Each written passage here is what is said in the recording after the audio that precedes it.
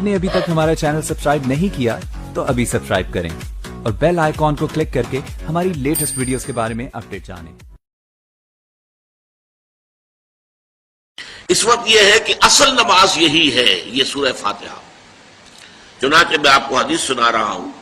جو صحیح بخاری میں بھی ہے، صحیح مسلم میں بھی ہے، جامع ترمذی میں بھی ہے، سنن ابی داؤد میں بھی ہے، سنن نسائی میں بھی ہے اور بہت سی کتابوں موجود ہے۔ اور یہ عن عبادۃ بن صامت رضی اللہ تعالی عنہ، حضرت عبادہ بن صامت سے ہے مرفوعا کہ حضور نے فرمایا لا صلاۃ لمن لم یقرأ بفاتحۃ الکتاب،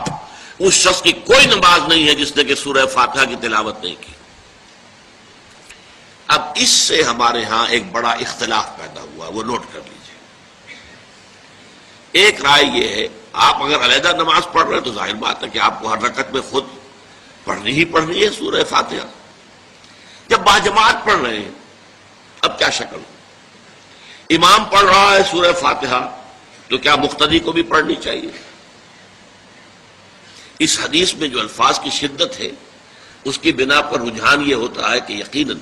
اس صورت میں ہر شخص کو لا صلاۃ لمن لم یقرأ بفاتحۃ الکتاب، جس نے کہ فاتحہ کی تلاوت نہیں کی، قرأت نہیں کی، اس کی کوئی نماز ہی نہیں۔ تو یہ موقف ہے امام شافعی کا، یہی مسلک ہے ہمارے اہل حدیث بھائیوں کا کہ آپ چاہے اکیلے نماز پڑھ رہے ہو، چاہے امام کے پیچھے پڑھ رہے ہو، اور چاہے امام جو ہے وہ جہری رکعت پڑھا رہا ہے اور چاہے سری رکعت پڑھا رہا ہے۔ خاموشی والی رکعت سورہ آپ کو معلوم ہے کہ نماز جو ظہر اور عصر کی ہے تو چاروں رکعتیں جو ہے وہ سری ہے، مغرب کے اندر آ کر دو جہری ہیں ایک سری ہے، عشاء میں آ کر دو جہری ہیں دو سری ہیں، سورہ اور نماز فجر کے اندر دونوں جو ہیں وہ جہری ہیں۔ تو چاہے جہری ہو چاہے سری ہو آپ کو بھی لازماً جو مقتدی ہے اسے بھی سورہ فاتحہ پڑھنی ہوگی۔ اب اس کے لیے انہوں نے یہ طریقہ جو ہے تلقین کیا ہے کہ امام تیزی سے نہ پڑھے، رک رک کر پڑھے الحمدللہ رب العالمین، اس کے بعد اتنا وقفہ دے دے کہ جو مقتدی ہے وہ بھی کہہ لے اپنے دل میں یا پڑھ لے الحمدللہ رب العالمین الرحمن الرحیم۔ تو یہ رک رک کر پڑھنا، خاص طور پر اگر آپ کو موقع ہوا ہو کسی اہل حدیث امام کی امامت میں نماز ادا کرنے کا تو آپ دیکھیں گے کہ بڑا فرق ہے۔ ہمارے جو حنفی امام الحمدللہ رب العالمین الرحمن الرحیم مالک یوم الدین ایاک نعبد و ایاک نستعین، چار آیتیں جو ہیں وہ بھی ایک ساتھ میں پڑھ جائیں گے، لیکن یہ کہ عام طور پر جو اہل حدیث حضرات ہیں وہ رک رک کر ٹھہر ٹھہر کر پڑھتے ہیں، ترتیل کے انداز میں پڑھتے ہیں۔ یا پھر دوسری شکل انہوں نے ایک اور کی ہے، یہ آپ سعودی عرب میں جب کبھی نماز پڑھیں گے اور آپ پڑھی ہو آپ نے تو وہاں آپ دیکھیں گے کہ امام جو ہے وہ سورہ فاتحہ پڑھنے کے بعد کوئی ایک منٹ جو ہے خاموش رہتا ہے تاکہ آپ اب جو مقتدی ہیں وہ اس وقفے میں وہ اب سورہ فاتحہ پڑھ لیں، پھر وہ قرات کرے گا، کوئی اور آیات اس نے شامل کرنی ہے تو بعد میں شروع کرے گا، درمیان میں وقفہ ہوگا۔ لیکن ایک مسلک یہ ہے، اور یہ مسلک جو ہے یہ در حقیقت قرآن مجید کی ایک آیت کے اوپر مبنی ہے۔ سورہ اعراف کے آخر میں فرمایا گیا وَإِذَا قُرِئَ الْقُرْآنُ فَاسْتَمِعُوا لَهُ وَأَنصِتُوا، جب قرآن پڑھا جا رہا ہو تو توجہ سے اسے سنو، خود خاموش رہو۔ اب یہ قرآن مجید کی آیت ہے، اس کے بنا پر ایک رائے یہ ہے کہ آپ امام کے پیچھے سورہ فاتحہ نہیں پڑھیں گے، پڑھا جا رہا ہے سنو اس کو، خود خاموش رہو۔ اور اس کے لیے وہ دلیل دیتے ہیں کہ یہ شکل ایک وفد کی سی ہے، جیسے کسی بڑی شخصیت کے پاس اگر آپ کا کوئی وفد جاتا ہے، 8-10 افراد ہیں،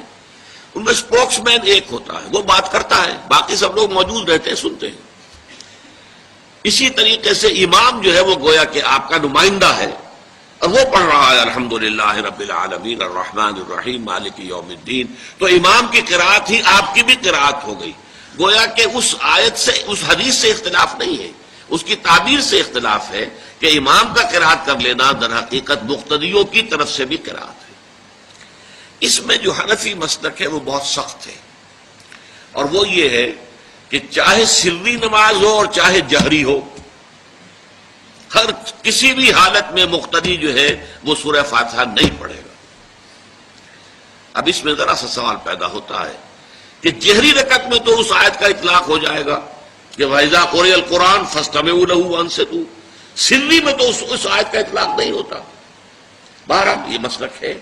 امام شافعی کا، ایک انتہا پر ہے، ہر صورت میں سری ہو یا جہری ہو آپ کو پڑھنی ہی پڑھنی ہے. اور امام ابو حنیفہ دوسری انتہا پر ہے کہ چاہے سری ہو چاہے جہری ہو کسی شکل میں نہیں پڑھنا. امام مالک کا مسلک ہے درمیان میں، اور میں اس میں کوئی جھجک محسوس نہیں کرتا کہ میں آپ کے سامنے عرض کر دوں کہ میں اس پر عمل پیرا ہوں. وہ کیا ہے؟ جہری نماز میں خاموش رہو اور سنو. اس آیت کا اطلاق ہو جائے گا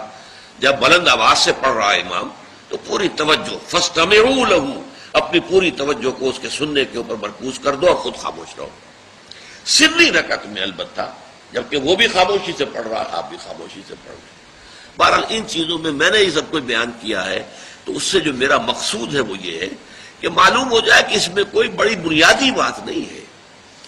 نہ یہ کہ جو